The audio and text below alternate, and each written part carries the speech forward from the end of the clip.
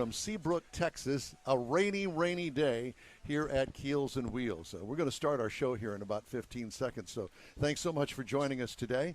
This is the In Wheel Time program, and we are going to we're going to have a great time. We've got a great guest already lined up, and he's sitting right across from us right now. So stand by, and you ready, Jeffrey? Yeah. Okay, here we go. From the 25th Annual Keels and Wheels Concours d'Elegance, this is the In Wheel Time Car Show. On today's expanded live show without music, we'll have celebrated guests, dignitaries, and participants in this weekend's concours. We'll also review our new and pre-owned cars of the week. Conrad will have his car clinic, I hope. Yep. Okay. And we'll have the stories making automotive news headlines this week. That and more is just ahead on today's live 4-hour In Wheel Time Car Show for Saturday, May 1st, 2021. Today's In Wheel Time is sponsored by Bayway, Chrysler Dodge Jeep Ram, Bayway Chevrolet, and Bayway Lincoln. Howdy, along with Mike Out of This World Mars, King Conrad DeLong, Jeff Zekin over here, our chief engineer David Ainsley. He's the dignitary. I'm Don Armstrong. So glad that you could join us today. And so just a little preview of what's going on. For our worldwide audience this morning. It is raining cats and dogs. Well, not actually. It's just raining rain. And it's been raining since yesterday, really, in the middle of the night. Isn't there a Beatles song, Rain? Something. Yeah. Yeah, something like that. But at any rate, it's raining, and we've had fun time setting up this morning. And yours truly forgot the power supply to the computer and then forgot the controller for the commercials. So guess what? We're going 4 hours wall to wall with nothing but nonstop talk for y'all. That's a Texas line, by the way. Yeah, did you all hear y'all. it? All y'all. All y'all. Yeah. That's plural for y'all. I can't hear him, David, for some reason. That may be a blessing. It is a blessing in disguise. David, turn that off. Mr. Mars, thanks for all your help and consideration in today's setup. Organization. Awesome. What did you do? Well, I did nothing. Except stand here and look pretty. That's exactly right. That's what you call it. I did even less, so I have nothing to say. Well, let's see who did the most, David. Yeah, it looks like David did most of everything. And let's not forget Jeffrey Heitzman. Jeffrey Heitzman saved the day. The In Wheel Time Fan Club president, Jeff Heitzman, who's here in person. He's right there. Right, yeah. And we'll have him on camera here very soon. But at any rate, thanks to everybody who tried to make this all work without my help, clearly.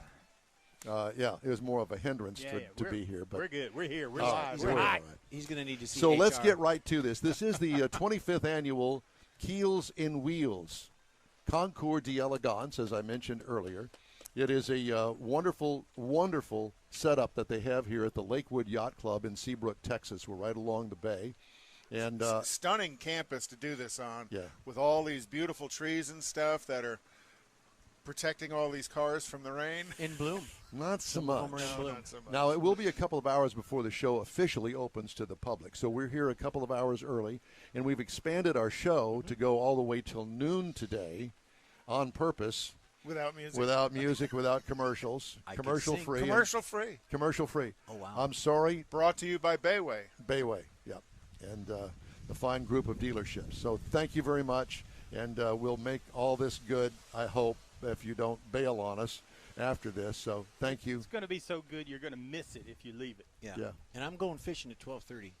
Yeah, he brought his cane pole, so he's all ready to go. Turn around by 12:30. So our very first special guest is Billy Stabile, who I've been on the phone with a few times.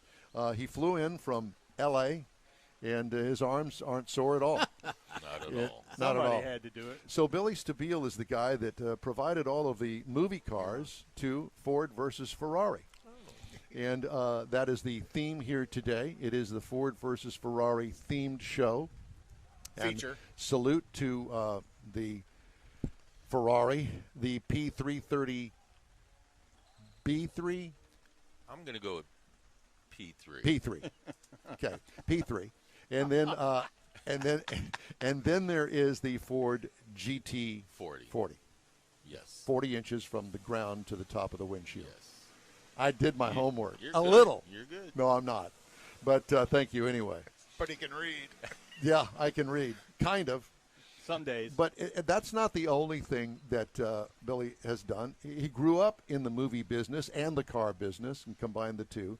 It was your dad that started Hollywood movie cars, right? No, and my dad was on staff with Universal Studios. Oh, okay. He's the one that told me not to go into my own business. Yeah. And I did not listen. But hey. But you've been successful. It put bread on the table, and you got a nice collection of cars. And all day, yesterday while we were bringing cars in, I just thought of him the whole time. I wish he could be here with us. You know, Cool. He passed years ago, but he would have been in his glory. Yeah. He would have been in his glory through the movie of Ford versus Ferrari to be around all that. So your dad was a car person. He was a definite car person. Yeah. He started. He did American Graffiti, 2-lane blacktop. Oh, okay. He did. Him and Paul Newman had a little riff going on, which is a funny story. When Paul Newman was on the Universal lot, my dad had a Volkswagen from the neighbor kid that they put a Porsche engine in the 60s, which was unheard of, the 1600 dual carb, into a Bug. And Paul Newman saw my dad, and Newman had just been sponsored by Volkswagen to show the Bugs off. And they had a little race in the back lot. Oh, gosh. My dad won. I was going to say, and he embarrassed Paul Newman. He did. Next week, Paul Newman had a Volkswagen with a Chevy V8. I don't know if you ever saw that article about him with putting a V8 in a Bug. It was just found recently, and that's because of him and my dad, which is, what a great stories story. like that. Do you now own the car? Pardon me? Do you now own the car? No. No, not yet. Your dad's Volkswagen. No. Okay. But Not I am yet. gonna find that V8 Bug though. Yeah. Yeah. That'd be cool. So I guess I wanted to really kind of start with you on your background, and since we're talking Ford versus Ferrari, and we're going to get into other things here. Sure, We've got plenty of time. Oh, good. I'll bore you to death. No, you're not. No, you're not. Not after the conversation that I had with you on the phone. I could not find. I was trying to write an article on the two cars that appear here, the Ford versus Ferrari cars. Well, as it turns out, there's more than one car, more than one movie car, correct, that appeared in the film. And trying to drill it down to the actual cars that appeared here, it was calling this person, calling that person, and I wound up with Billy. Well, just call him. He's got it. Lugnut. Call him. I said, okay, great. So called him and talked to him, and he set me straight on the cars that are going to appear here. Well, they're actually here. And it was a fun conversation with you on the phone, and I appreciate the time. I do too. Now, you said that you started off this conversation that you have actually retired. Yeah. Well, yeah. How did it work out? I mean, I realized that it was 2 years ago that the movie was shot. Right. But I've never been busier. At the premiere in Hollywood, I kind of met my producers and everybody I worked with over the years and thanked them, shook their hand, said it's been great. I'm moving on. I'm not going to do this for a living anymore. And it seems like in Hollywood, the more you tell them they can't have something, they want it more. Yeah. But no, it's the amazing thing is this movie. Keep in mind, it's been 2 years ago when it came out. 2 years ago, and wherever these cars appear draws a crowd like I've never seen. It's amazing. You know, I did Inception, I did Dark Knight Rises, and after the movie, everyone can't believe, oh wow, that train looked real. Well, it was real. We bought a Peterbilt and had a train body put on it, and a month or two, movie comes out, it's gone. This is 2 years later, and we're bringing cars out here to draw a crowd, right? To bring people out to enjoy and see them up close. Yes. And I've probably done 35 to 40 of these with these cars, and everyone's requesting the different cars. Can you bring Ken Miles' car out? Can you bring whatever was in the movie to the interest? And 2 years later, here we are. Amazing. Still doing I never thought. Well, it shows the passion people have for those two brands, the GT40 and the Ferraris. There's just a love for both of those cars themselves, and then you building them to do the movie, and the movie, I think, being such a huge success.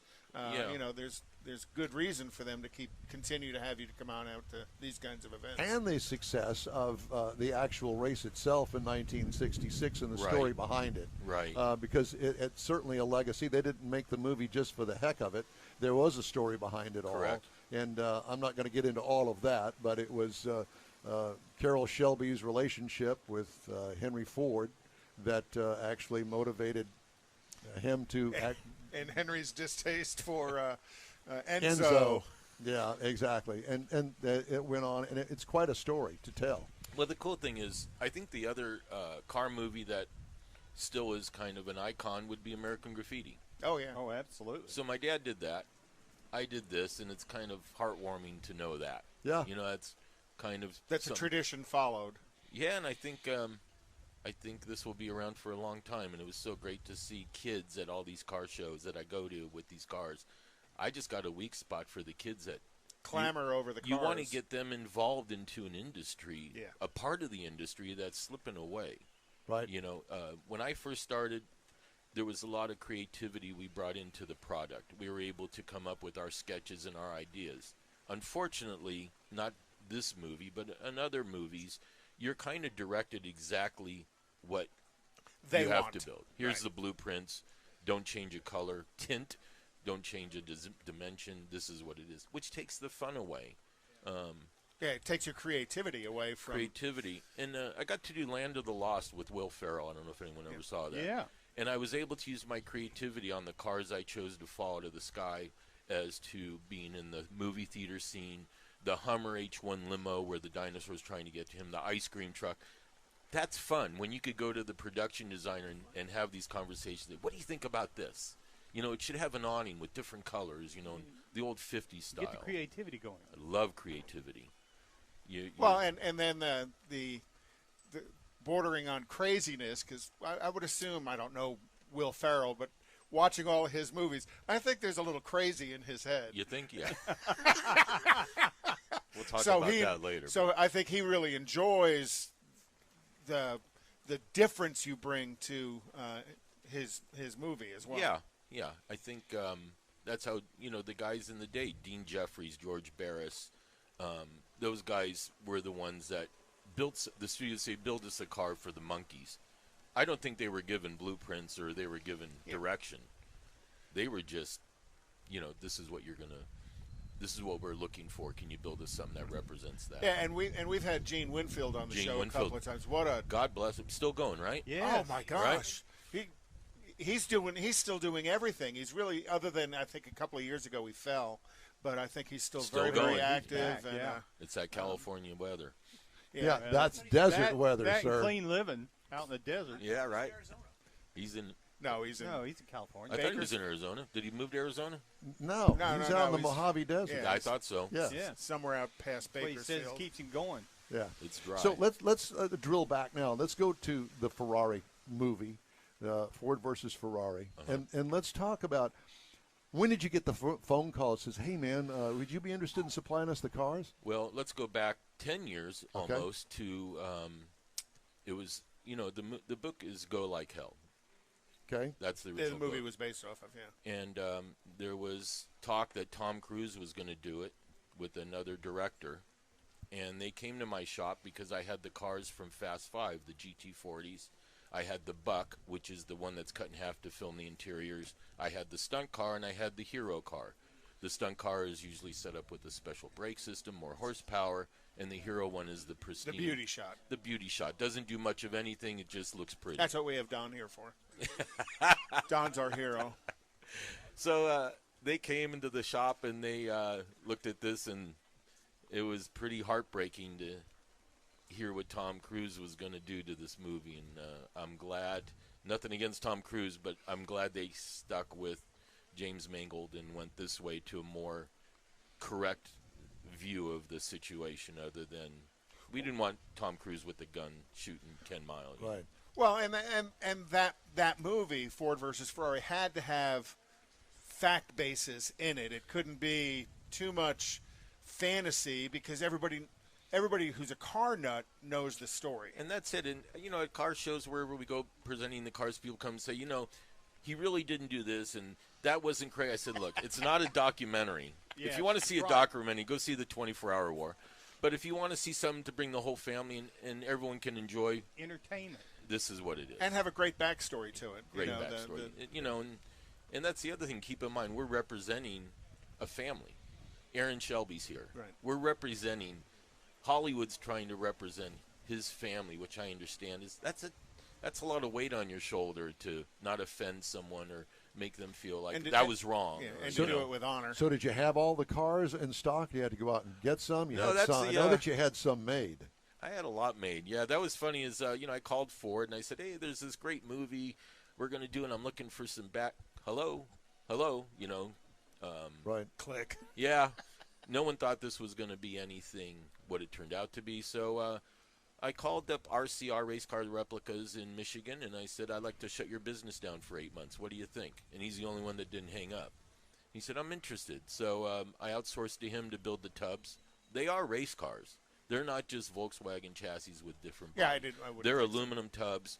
They're coil-over suspension. They're all CNC A-arms.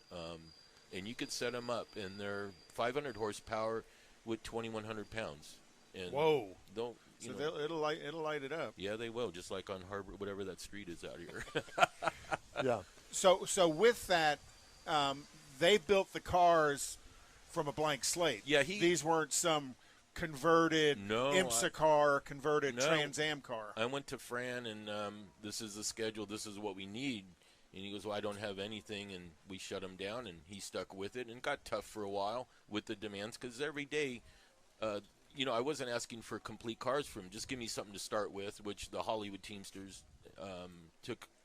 After I got them from Fran, they went to my shop. We did some assembly. Then it went to the studio guys, and they would do the final. And Fran, had to keep up with the heavy demand. Then I flew down to Atlanta, met Chuck Beck. Anybody know Chuck Beck? Nope. Beck Speedster, Beck Spider. Okay, Yes. Beck Spider, I know that. Right. So Chuck is in his 80s, which is an amazing man. And I walked in his place, and I bought a couple 904s, a couple Speedsters. It was just like it started to get down to the wire. Where Yeah, I'll take two of these. two and of two those. of these.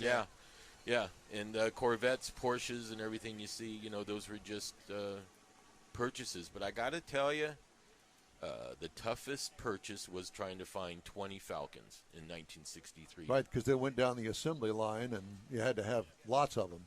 Yep. Go try and find 20.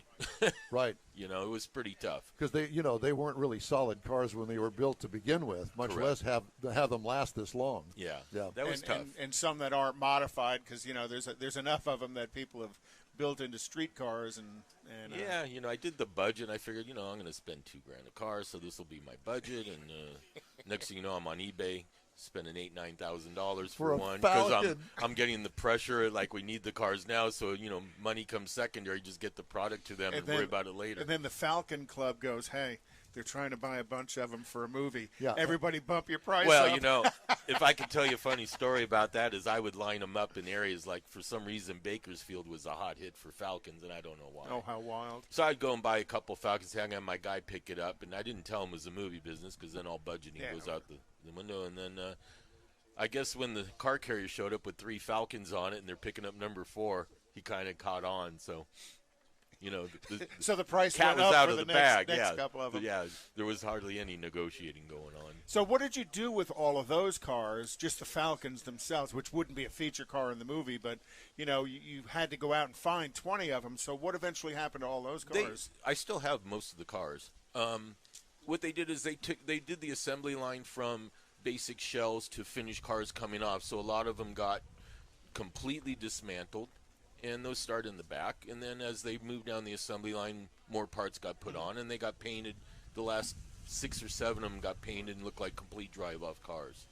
But after you bought them, you still have them, and they've not gone back out into the market somewhere. Well, what's funny is I have a warehouse out in Ventura where I park them in an open lot, and people come by all the time and say, "Man, you sure like Falcons." What are you doing? No, with all those are just Falcons? the ones we leave outside. You should see what's in you the see building. what's inside. Don't go inside. But yeah, that was a tough one, and I thought that was going to be the easiest, but.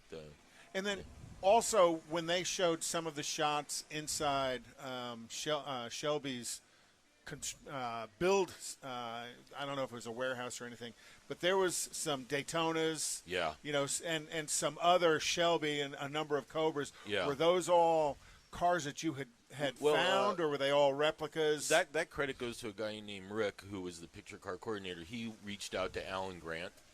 I don't know if you know, Alan Grant donated his car, or rented his car, and a lot of owners did rent their car for 1 to 2 day shots, and that's when because you they saw- wanted their car in the movie. Yeah, pretty much. And somebody was willing to pay him to put it in. Yes. As the movie went on, the struggle to get more money declined. The struggle got easier. You know, it was a phone call. We need 3 more of these tomorrow. Well, I need them. You know, and you see why the end product turned out to be what it is. Outstanding. Yeah. A collection of cars like the Peterson collection. Yes. Were you given any access to some of their cars for the movie? Yeah, absolutely. I was going to say that would be a pretty cool spot to bounce off of. And what's interesting, we took about 6 cars up to the Peterson right after the movie and did a whole display up there. And the guys that have purchased a lot of these cars have formed a whole website, Ford versus Ferrari Owners Club, and you know these guys Pretty have all elite stuck club. together. So whenever there's something going on, you know these guys will all bring their cars to one of those shows, whether it's that even makes it 906 better, Porsche or whether it's a GT40 or a Ferrari. So let's talk about the GT40 for a second. Yeah. We talked about the Ferrari. You had those built, and they had Chevy engines in them. Oh, you and had to say it. Just had to. Couldn't leave it at 1-843-6572, could he?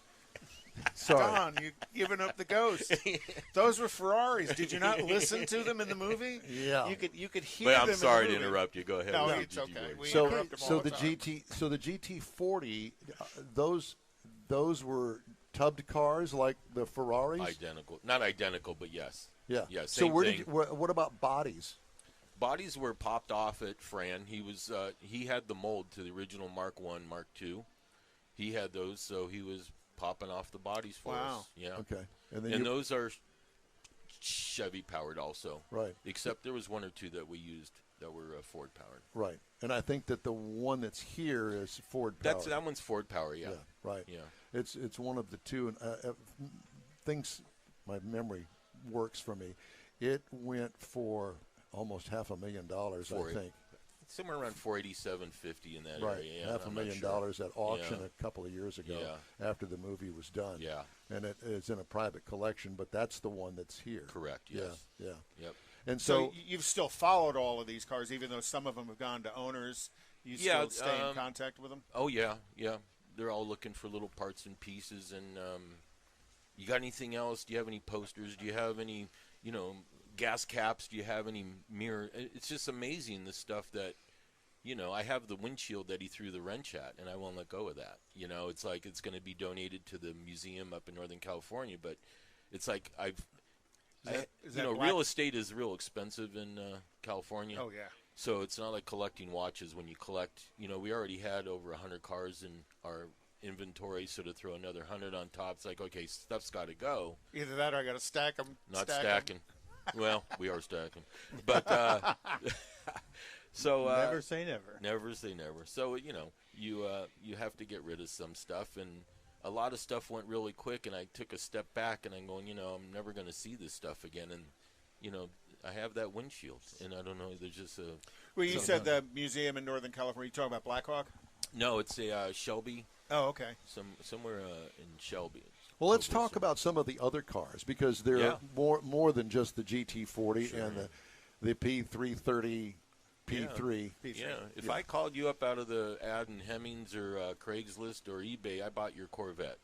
I was buying Corvettes left and right. I was buying the Falcons. I was buying Porsches. I was buying whatever whatever you Any saw. Corvairs in that mix? No Corvairs? No. No. So, That's an inside joke. so the collection that you now have, Yeah. and you do have your own personal collection Correct. out of a lot of these movie cars. Correct. Let's talk about that. What is your most prized possession that you have?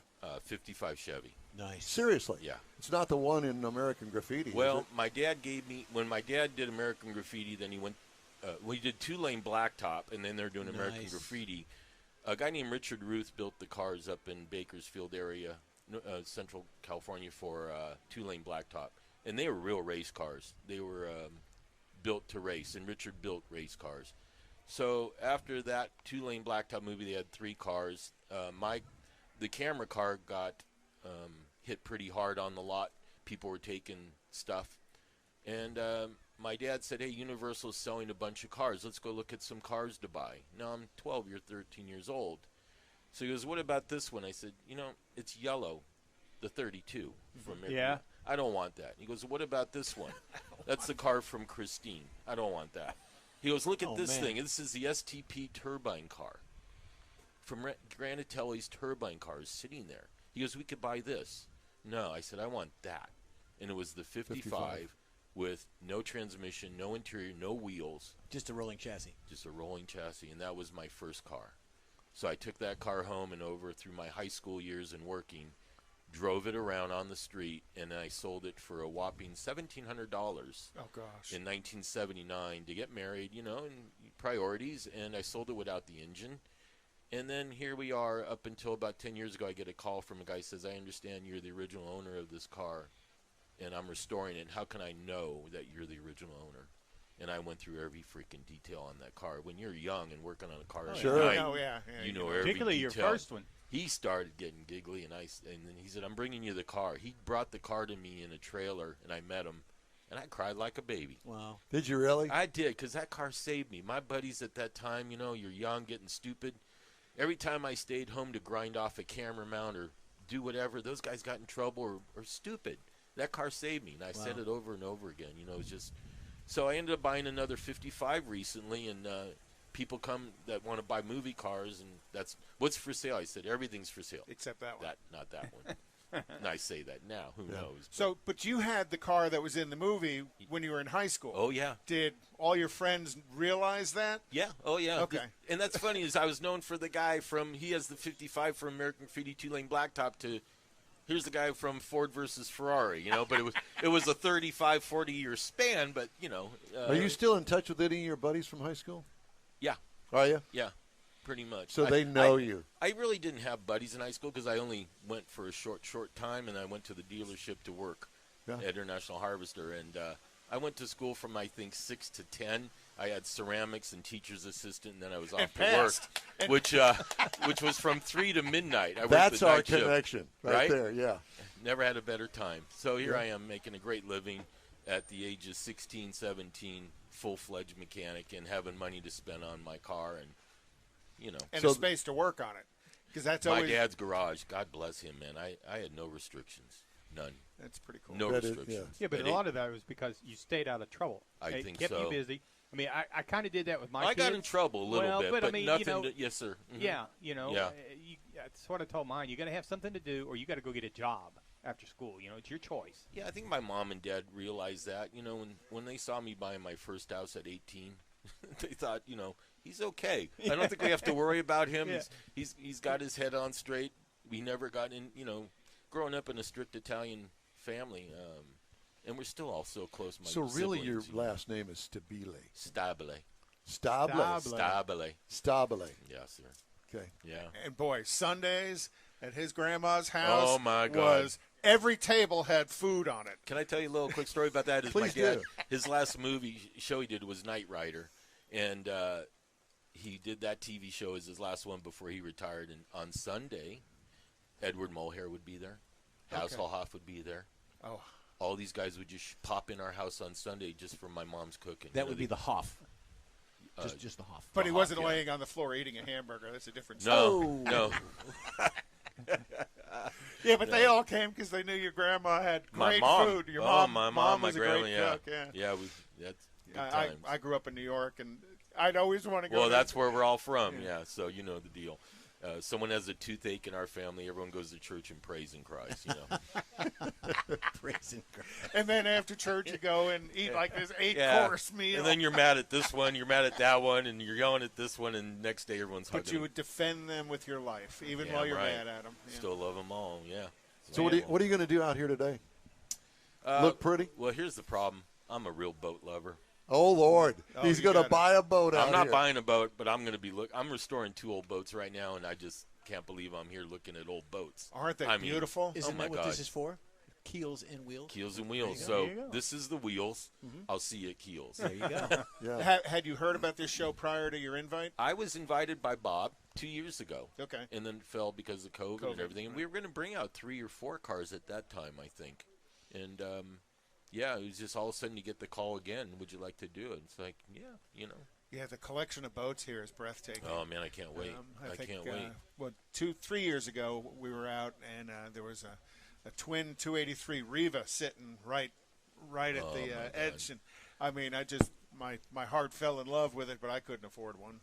Well, lovely. And then you look at the craftsmanship of the boats themselves. You know, how do you build something that beautiful and then just throw it here in the salt water? And That's the thing. Well, you know, I'm a woodworker. I love woodworking. I love mechanical, as you know, and I love electrical, and I love all that. So in a boat, you have it all. You know. There you go. There you go. Well, Billy, it's great to meet you. Great to meet you. Fascinating. And Thank you enough. we really appreciate you stopping by, and I guess I'll see you in the bar after our show's over with. Please. Could be. Okay. Thank you for the invite. Thank Yeah, you. A lot All of our right. people on Hollywood airlines, Movie thank Car you. Company president is Billy Stabile. Stabile. Stabile. That's the best I can do. Thank you. Watch your step. Yeah, and welcome everybody. If you're just tuning in to the In Wheel Time program, and we appreciate you being with us. We've got more of our show coming up right after this. I hope if I could punch the right button. We're having a little. That's good. Well, we So- have it, but we're not plugged in. We're not. We're kind of working our way back there, so. Yeah.